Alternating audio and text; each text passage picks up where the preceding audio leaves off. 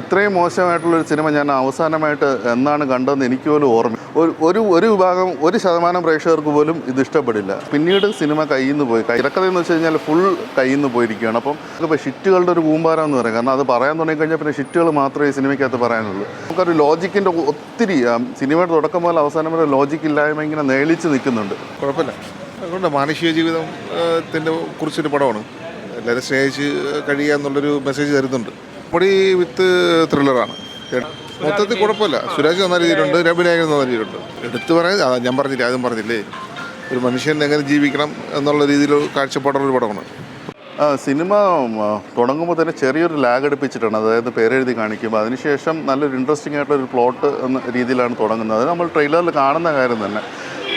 ആദ്യത്തെ ഒരു 10-15 മിനിറ്റ് കുറച്ച് ഇത് ഇൻട്രസ്റ്റിംഗ് ആകും. കാരണം ഇവരെയൊക്കെ 2 ക്യാരക്ടേഴ്സിനെ ഇൻട്രൊഡ്യൂസ് ചെയ്തിട്ട് അവരുടെ ആ ഒരു ക്യാരക്ടറിസ്റ്റിക്സും കാര്യങ്ങളൊക്കെ പറഞ്ഞു പോകുമ്പോഴത്തേക്കും, പിന്നെ പ്രത്യേകിച്ച് വിനായകൻ എന്നുള്ളൊരു വ്യക്തി, അദ്ദേഹം നല്ല രീതിയിൽ തന്നെ എഫർട്ട് എടുത്ത് ആ തുടക്കത്തിലെ സീനുകളെല്ലാം ചെയ്തിട്ടുണ്ട്. പക്ഷേ ഇന്ന് പോയെന്ന് വെച്ച് കഴിഞ്ഞാൽ ഇതിനോ വേണ്ടിയിട്ട് കുറേ സീനുകൾ ഇങ്ങനെ അവർ ഷൂട്ട് ചെയ്ത് വെച്ചിട്ടുണ്ട്.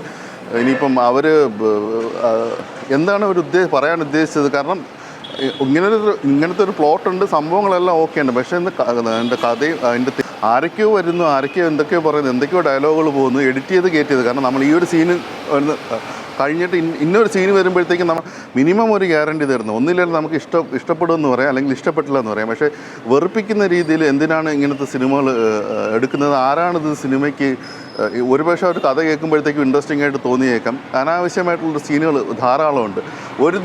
ഒരിടത്ത് പോലും ഒരു തമാശ എലിമെൻറ്റ് വർക്കൗട്ടായിട്ടില്ല. കാരണം ആർക്കും ഇതിപ്പോൾ നമുക്ക് സാധാരണ പറയാം ഇത് 80s അല്ലെങ്കിൽ 90s അല്ലെങ്കിൽ കിഡ്സിന് ഇഷ്ടപ്പെടും ചിലപ്പോൾ, അല്ലെങ്കിൽ ന്യൂ ജനറേഷൻ. ഇത് ഒരു ജനറേഷനും ഇഷ്ടപ്പെടാത്ത രീതിയിലുള്ള തമാശ രംഗങ്ങളും ഒരു ജനറേഷനും യാതൊരു തരത്തിൽ എൻഗേജ് ചെയ്യിപ്പിക്കാനോ, അതുപോലെ തന്നെ ഒരു സിനിമയുടെ തുടങ്ങിയ ഒരു അരമണിക്കൂർ കഴിയുമ്പോഴത്തേക്കും ഒരു പ്രേക്ഷകൻ എന്ന രീതിയിൽ എനിക്ക് തോന്നുന്നു ഇനി ക്ലൈമാക്സ് ഇങ്ങനെ ആയിരിക്കും. എക്സാക്ട്ലി അങ്ങനെ തന്നെ അത് വന്നിട്ടുള്ളത്. ഈ വർഷം മറ്റ് സിനിമകളിലൊക്കെ നമ്മൾ കാണുമ്പോഴത്തെ പ്രേക്ഷകൻ എന്ന രീതിയിൽ നമുക്ക് വിചാരിക്കില്ല അത് എന്തെങ്കിലും വരും, അപ്പോൾ എന്തെങ്കിലും ഒരു ട്വിസ്റ്റോ അല്ലെങ്കിൽ എന്തെങ്കിലുമൊക്കെ ഒരു വ്യത്യസ്തതകൾ. ഇതൊന്നുമില്ല, അത് പ്ലെയിനായിട്ട് ഇങ്ങനെ കഥ പറഞ്ഞു പോയി. പിന്നെ ഡാർക്ക് ഹ്യൂമർ എന്നുള്ളൊരു സംഭവം മലയാള സിനിമകളിൽ ഒത്തിരി ടെസ്റ്റ് ചെയ്തിട്ട് ഒത്തിരി വിജയിച്ചിട്ടുള്ളൊരു സംഗതി തന്നെയാണ്. ഇപ്പം ജാനേമൻ എന്നൊരു സിനിമയിൽ അതിൻ്റേതായ ഒരു ഷെയ്ഡ് നമുക്ക് കാണാൻ പറ്റുന്നുണ്ട്. അത് ഈ രീതിയിൽ അവർ ചെയ്യാൻ ശ്രമിച്ചിട്ടുണ്ട്. പക്ഷേ എല്ലാം ചീറ്റിപ്പോയി. യാതൊരു തരത്തിലും അത് കണക്ട് ചെയ്യാൻ പറ്റാതെ പോയ എനിക്ക് വിനായകൻ്റെ ഭാഗത്ത് നിന്ന് നല്ലൊരു പെർഫോമൻസ് കാണാൻ പ്രതീക്ഷിച്ച് തന്നെയാണ് വന്നത്. പക്ഷേ അദ്ദേഹത്തിന് ഒന്നും ചെയ്യാൻ വേണ്ടിയിട്ടൊന്നുമില്ല അതിനകത്ത്. എന്തെങ്കിലും ഉണ്ടെങ്കിൽ കഥയായിട്ട് തിരക്കഥയായിട്ട് എന്തെങ്കിലുമൊക്കെ വ്യത്യസ്തമായിട്ട് കുറച്ച് കാര്യങ്ങൾ ഉണ്ടെങ്കിൽ മാത്രമേ പറ്റുള്ളൂ. പിന്നെ സുരാജ് വെഞ്ഞാറമൂടിൻ്റെ ഈ ഒരു ടൈപ്പ് നമ്മൾ കുറേ സിനിമകളിൽ കണ്ടു കഴിഞ്ഞു. എനിക്ക് തോന്നുന്നു അദ്ദേഹം തീർച്ചയായിട്ടും ഈ ഒരു സിനിമയിൽ, കാരണം വിനായകൻ അറ്റ്ലീസ്റ്റ് അദ്ദേഹം ചെയ്യുന്ന കഥാപാത്രങ്ങളെല്ലാം വ്യത്യസ്തമുള്ളതുകൊണ്ട് അറ്റ്ലീസ്റ്റ് അതെങ്കിലും നമുക്കൊരു എടുത്ത് പറയാം.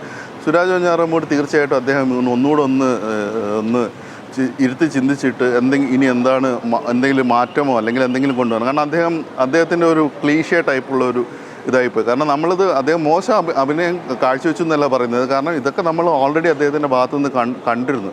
മേക്കപ്പിൽ വരുന്ന കുറച്ച് വ്യത്യസ്തത അതും വേറെ സിനിമകളിൽ കണ്ടിരുന്നു. അപ്പം ഇതെല്ലാം കൊണ്ടും പ്രേക്ഷകരെ യാതൊരു തരത്തിൽ എൻഗേജ് ചെയ്യിപ്പിക്കുന്നത് ഞാനിപ്പോഴും ആദ്യത്തെ ഷോ കഴിഞ്ഞല്ലോ, ഞാനിപ്പോഴേ പറയാം, ഞാൻ പറഞ്ഞതുപോലെ ഇപ്പം 80s കിട്ടോ 90s കിട്ടോ 70s 60s ന്യൂ ജൻ ആർക്കും ഇഷ്ടപ്പെടില്ല എന്ന് ഞാൻ ഉറപ്പിച്ച് പറയാൻ പറ്റും.